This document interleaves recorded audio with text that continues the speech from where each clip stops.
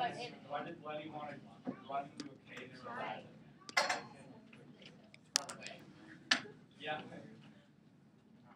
Okay, so I want to today watch just the first 8 minutes of the movie because I want you to get a good idea about the relationship between George and Lenny. So we're going to watch that first, and then we'll do a little bit of discussion. What? Wait, you make fun of me. I want to know that.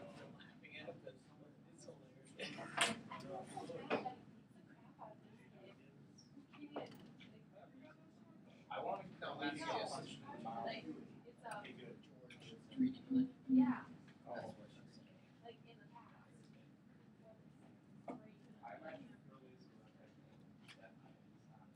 I'm not too sure if it really has a.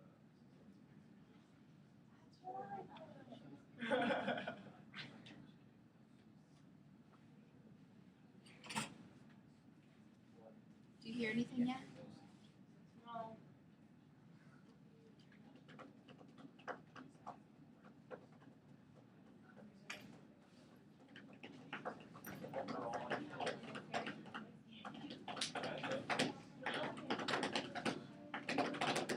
Now do you? Yes.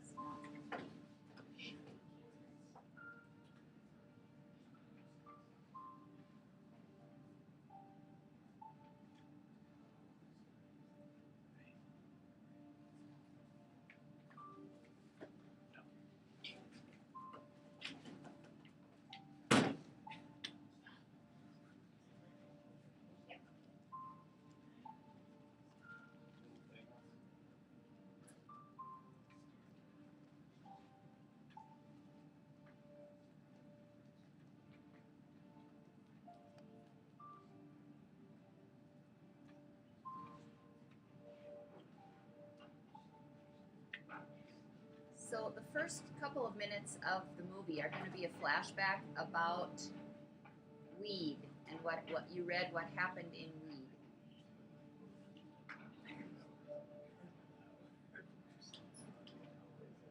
I think it's actually it's George on a train thinking about what happened in Weed. What town were they going to? Soledad.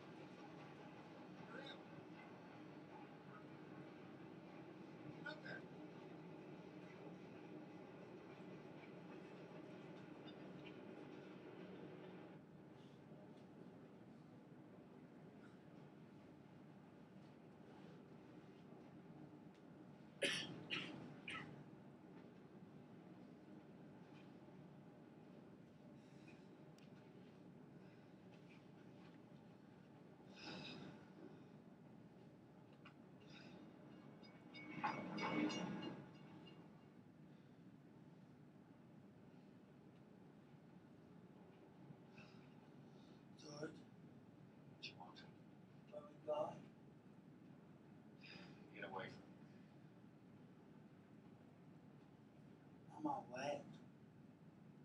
Just take off your coats. Come on. Come on. Just lay down and get some rest.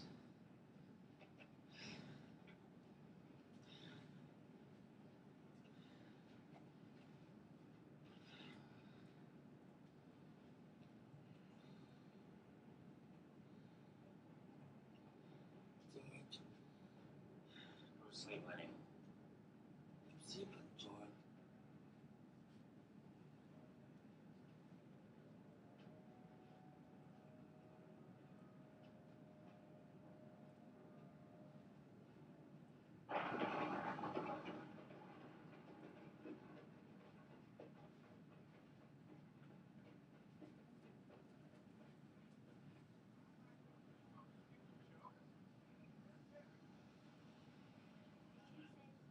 That's supposed to be Salinas.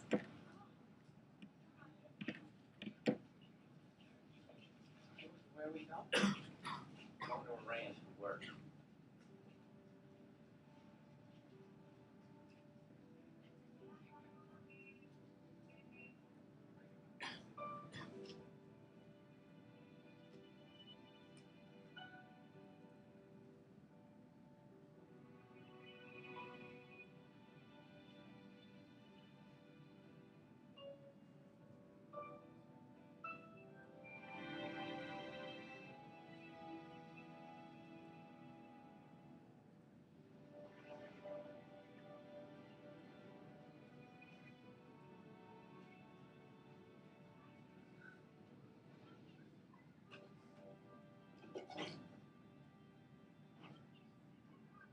Come on, get off here.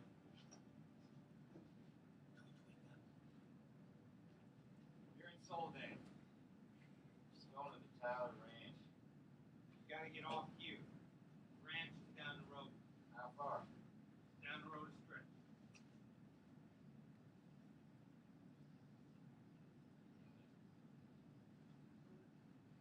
Where we go? Nice. Bastard. Forgot. I tried not to, then I forgot. Spend all my time telling you things and you forget them. I remember about the rabbit. Hell with them rabbits, that's all you can do. Okay, listen, this time don't forget. We went into Murray and Reddy's and they give us work cards and bus George, tickets. I remember that. I ain't got mine. I must have lost it. Never had none. I got both of them. Think I'd let you carry your own work But card? I thought I had it in my own pocket. You take out of that pocket. There's nothing in the pocket, George. I know it ain't. You got it in your hand. What you got in your hand? George, that's in my mouth. But I didn't kill it, George. Honest, I found it there. Give it here. George, leave me have it. Give it here. What do you want with a dead mouse anyway? I was just petting it with the fingers while we was walking along. Yeah, well, you ain't petting no mice when you walk with me. You gonna give me that mouse? Or am I gonna have to sock you? Come on.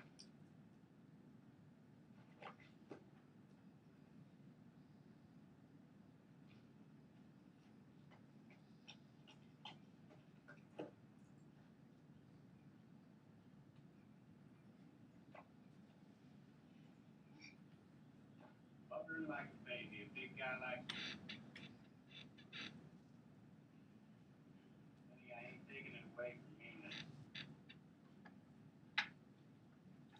That mouse ain't fresh, Lenny.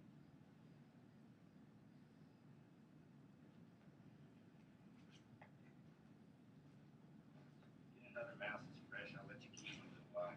Yeah, I don't know where there is no other mouse.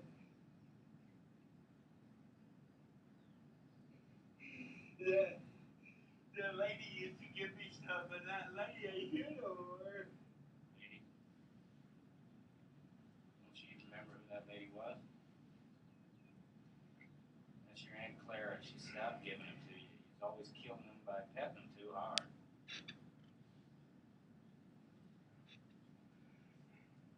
Tell you what I'll do. First chance I get, I'll get you a puppy. That'd be better than mine. them harder. Okay?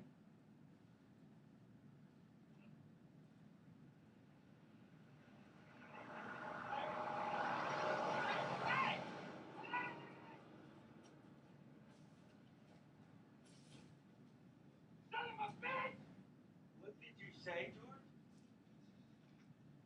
I said, son of a bitch. Bus driver lied to us. He's too damn lazy to stop at the ranch gate. Son of a bitch! Son of a bitch! Christ, what did I tell you too? Yeah, I heard you. We wasn't supposed to say that. Yeah, why not? Yes, you did.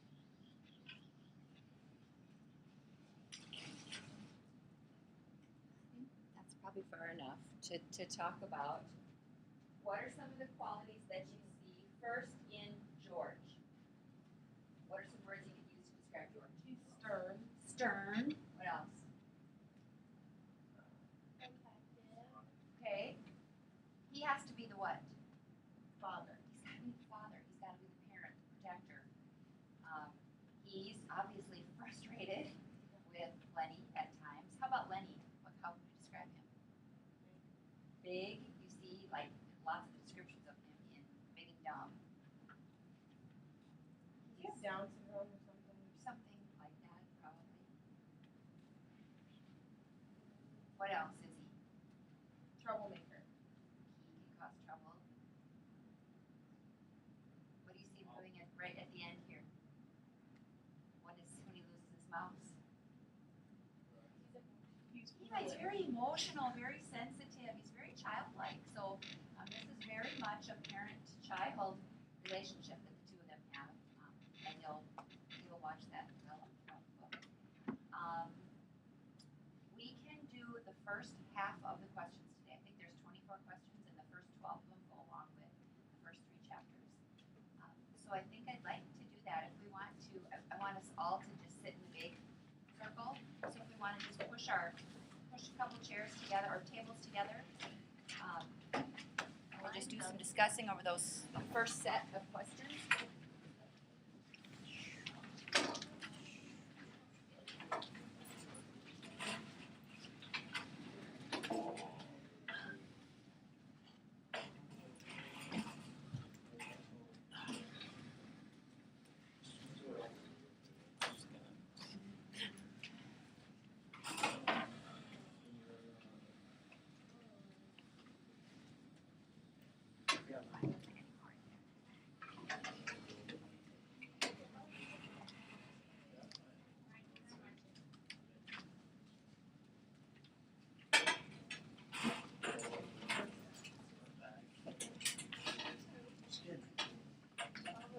Okay, so I did not write down who had which questions. So you guys, I know I started back here. Were you number 1? Okay.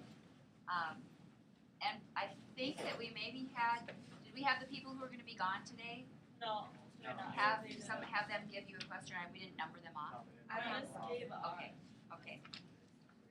So when we go through the questions here, if you would read the question for us and then kind of tell us what you think, and if there's more discussion about the question, you could maybe for some of them sort of refer us to where in the book that you turn to for help in answering the question. That would be helpful. And I think for the most part, all of you have a pretty well marked up book, so most of what you found here was probably already marked for you in the book. So let's go ahead and start with the first one. Why is the dream recited repeatedly? What is the farm they want a symbol of? Why are George and Lenny so attracted to the farm they want to buy? And why aren't they happy with what they're doing at the ranch? I said it was recited repeatedly so Lenny can remember it and to give them hope. I said the farm they want is a symbol of wealth. George and Lenny are so attracted to the farm they want because they could live on their own and don't have to take orders from anybody. That's why they aren't happy on the ranch. They're taking orders from people.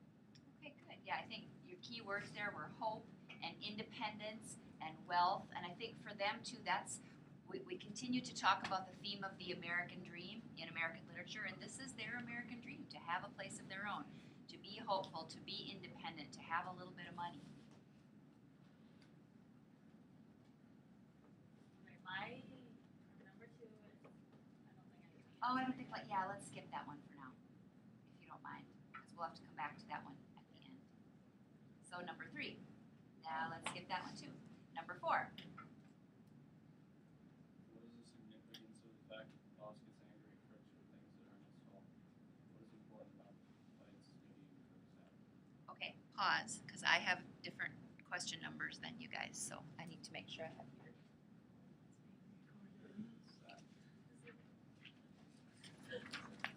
Oh, hey. Say hello. Say hello to all of your friends. Oh, so we do have to do number 3. Sorry, I cut out. So let's go back to number 3. How does George feel when without Lenny? What comments does it make about George's character then? That he looks after Lenny? And what reason do you think he has to keep Lenny around? I said he feels that he would have a typical life without Lenny. Lenny gets in trouble, and George has to bail him out. George is a good person for looking after Lenny and doing the right thing. And George keeps Lenny around because he keeps him going. Yeah, I think that's important. He keeps him around because he keeps him straight. He talks about, and just a little bit after this scene, you'll hear George say to Lenny, "Oh, the things I could do if you weren't with me." And he talks about drinking and hiring prostitutes.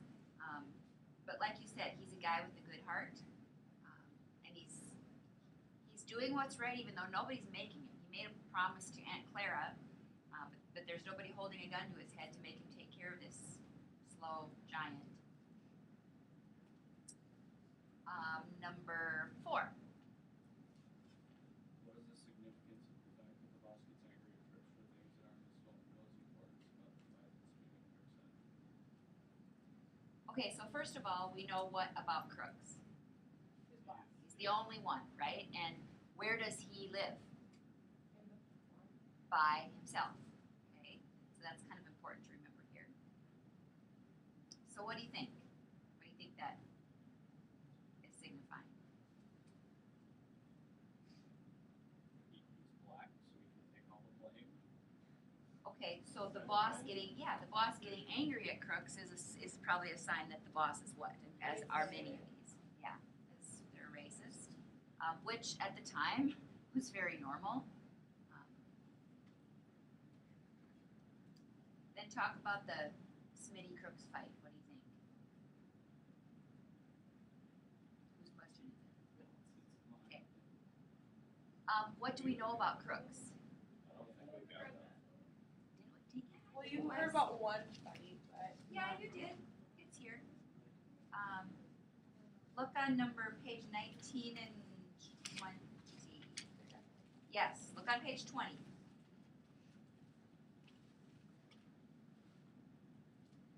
And they're talking about how the boss is pretty nice. He gets mad sometimes, but he's pretty nice. He brought us a whole gallon of whiskey here at last Christmas. Jesus, we had fun. They let the nigger come in that night to our barn. Little Skinner by the name of Smitty took after the nigger. He done pretty good too. The guys wouldn't let him use his feet, so the nigger got him. If he could have used his feet, Smitty says he would have killed the nigger. The guy said on account of the nigger's got a crooked back, Smitty can't use his feet.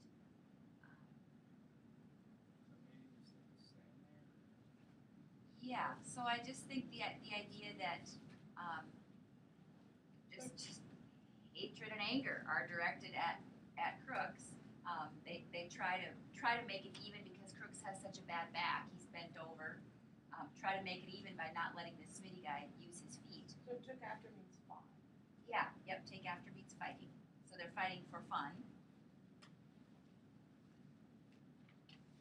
And so, the other ranch hands let this fight happen, even though Crooks is crippled. They let this happen. So racism is prevalent in this book as well, and it's one of the reasons that this book has been banned from classrooms. So if you just want to jot down page 20 is kind of where that scene is. Number 5. While talking to Sloan, as George is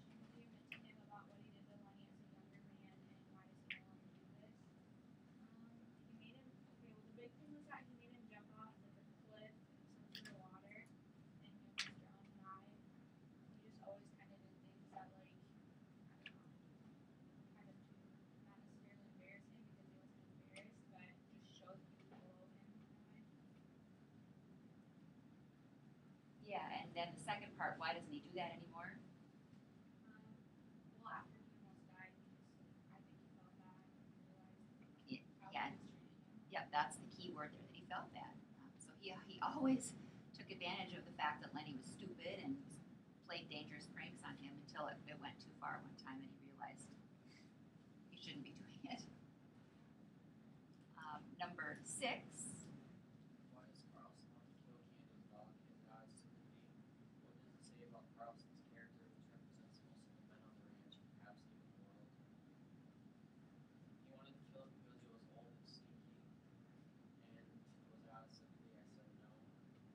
What does it say about his character? He's cruel and no emotion, no feelings. Yeah, I think so. He's cruel. He's just, who is he thinking of? So, Himself. Yeah, he's not worrying about how Candy feels and about anybody else. It's just that the dog is stinking up the place that we're at. And so the last part of that, what does it say maybe even about the world? And I think we'll talk at the very last couple sentences of this book again, just talk about how self-centered mankind can be, how we lack pity, how we lack tolerance for anything that's outside of the normal. Right. Slim supports treating Candy's dog, which the reader finds difficult to reconcile with Slim's nearly godlike status. While putting dogs down, cleaning them out of mercy, doing such a practice in real life is not accepted to do to people.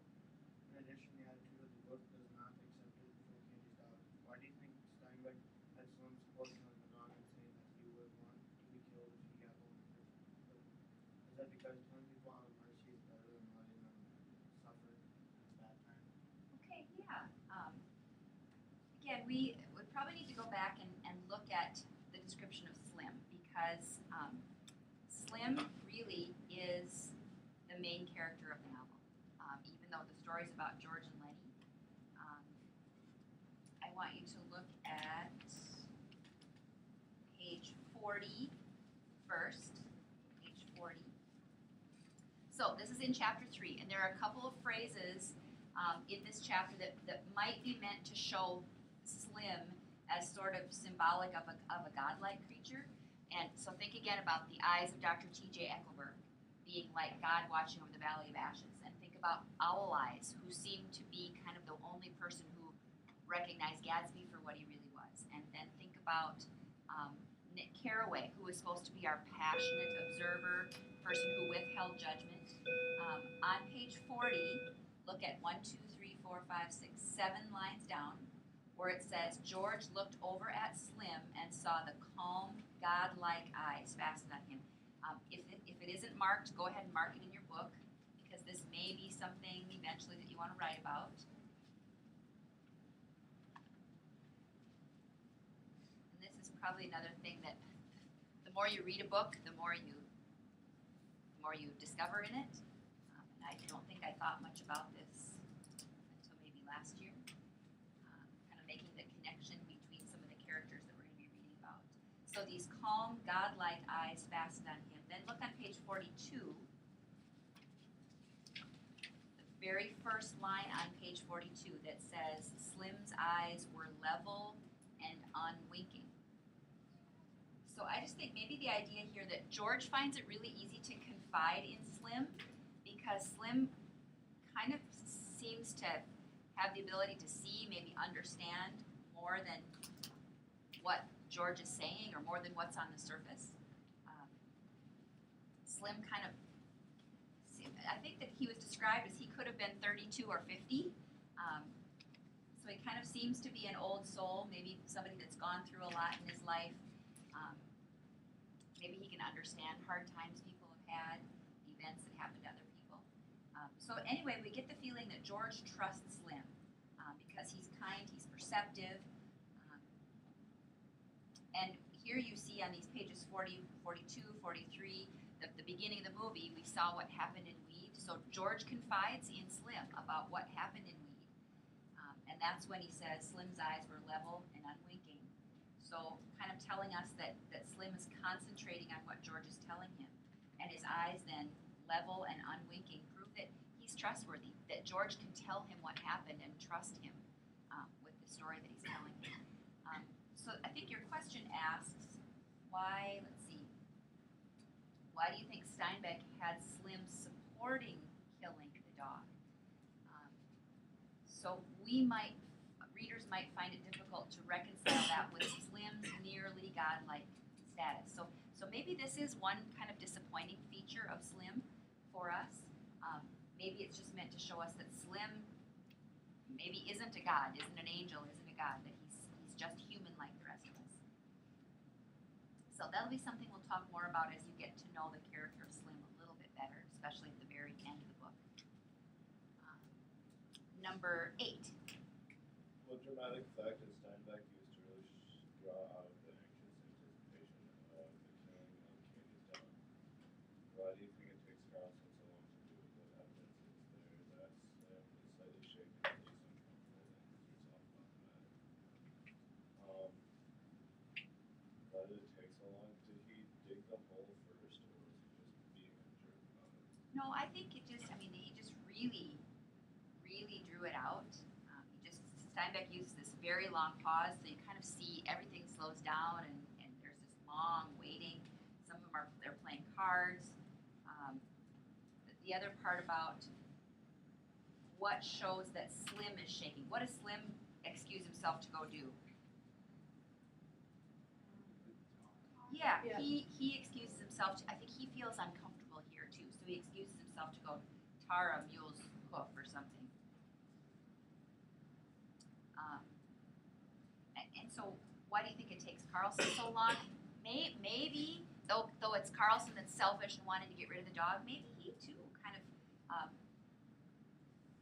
feels like maybe he can't bring himself to kill this harmless creature as easily as he thought he might be able to do it.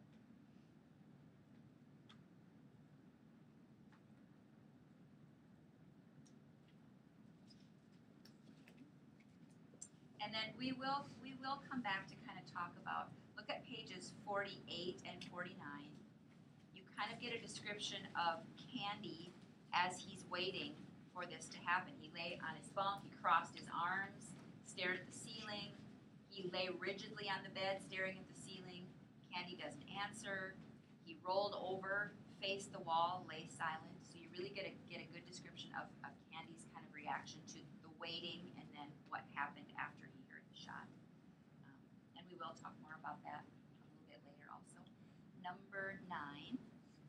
Wade invites George to go with the others to Susie's brothel. It's different than Clara's because the alcohol is cheaper and it's cheaper to hire a prostitute. In addition, Susie is more pleasant.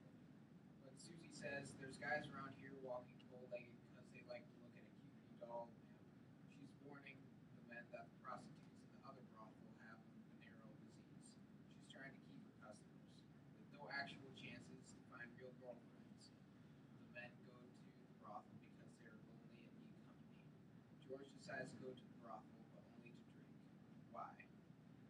I said because George was focusing on his dream and conserving his money. Saving money for their farm.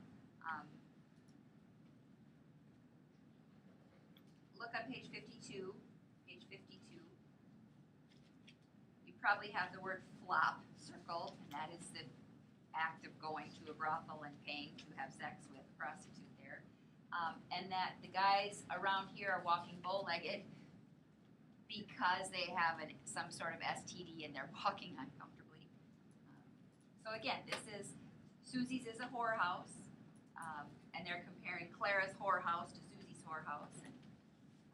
And again, that part of the story will come up again a little bit later.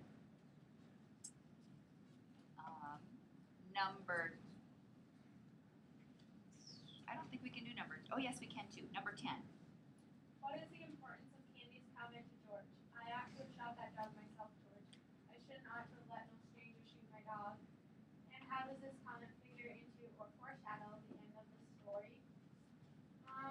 Candy kept repeating how he didn't want to shoot him because he raised him from a pup and he was emotionally attached to this dog, and he didn't think it was fair that even though he was old that they should shoot him.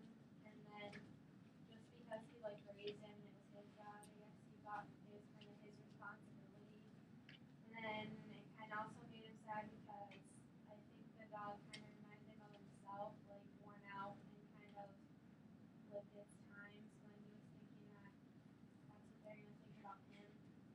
ding, ding, okay. Again, the word about it's his responsibility. And then how the dog is like, how Candy is like his dog. What happens when you're old? What's gonna happen to you when you're old and worn out and nobody care and they just, you're in people's way and you're smelly and, so think about that. And again, that, yes, we will come back to this, again, the second half of it, how does the comment figure into the end of the story? So we'll come back to that again. I think that's probably,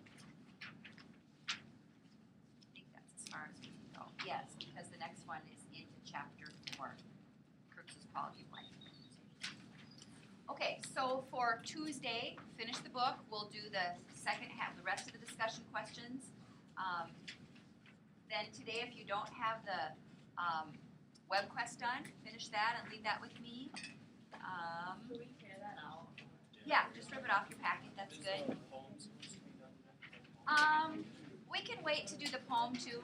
If you already read it, that's fine. It probably will mean more when you get closer to the end of the book, the poem and the poem analysis.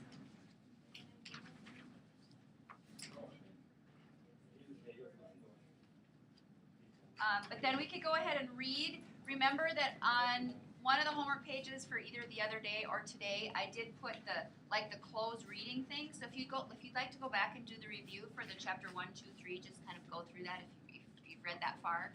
You can go through those. So let's read. Or work on your web quest.